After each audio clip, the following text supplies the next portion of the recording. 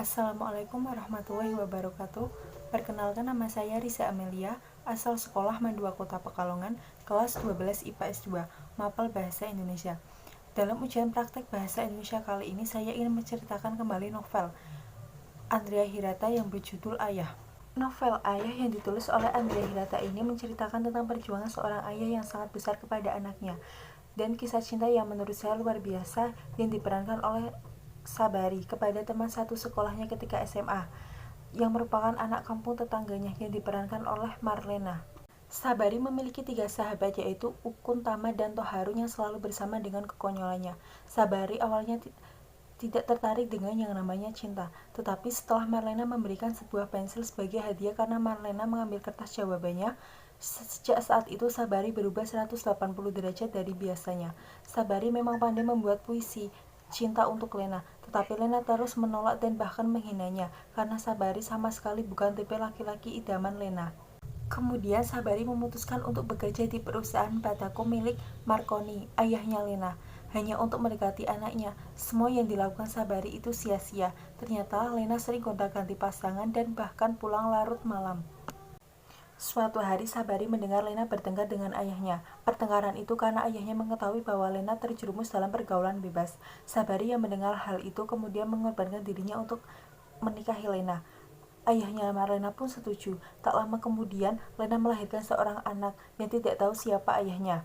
Dan sejak itu, Lena sering tidak pulang ke rumah dan dia pun menceraikan Sabari. Sabari pasrah, yang penting anak itu selalu bersamanya, karena Sabari sangat menyayanginya, dan anak itu diberi nama Zoro. Zoro mempunyai kelembutan hati dan kesabaran jiwa yang diturunkan oleh Sabari. Suatu ketika Zoro berumur sekitar 3 tahun bermain di taman bersama Sabari, dan Lena pun datang bersama laki-laki lain untuk mengambil Zoro secara paksa. Setelah kejadian itu, Sabari menjadi kehilangan segalanya, mulai dari istri, anak, semangat hidupnya, bahkan kesadarannya.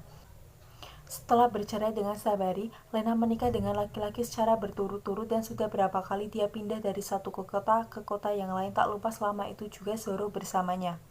Karena terlalu putus asa, Sabari akhirnya menuliskan pesan di kaki penyu dan menulis di layang-layang, kemudian diterbangkannya, berharap ada orang yang membaca pesannya dan mengembalikan Zoro kepadanya. Sampai-sampai Sabari pernah ditemukan di pasar dengan pakaian yang kumal dan tertawa jika melihat orang lain sedih. Begitupun sebaliknya.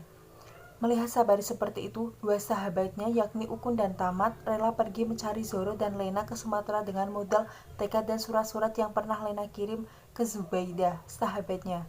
Setelah sekian lama berkelana di pulau Sumatera, akhirnya Tamat dan Ukun berhasil menemukan Zoro dan Marlena kemudian membawanya pulang ke Belitung. Sabari sangat senang karena hampir 8 tahun tidak bertemu dengan anaknya, yaitu Zoro.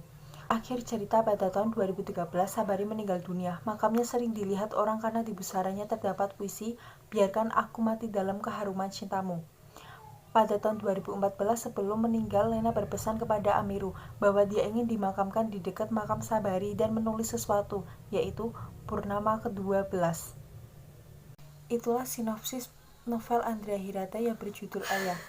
Saya pamit. Wassalamualaikum warahmatullahi wabarakatuh.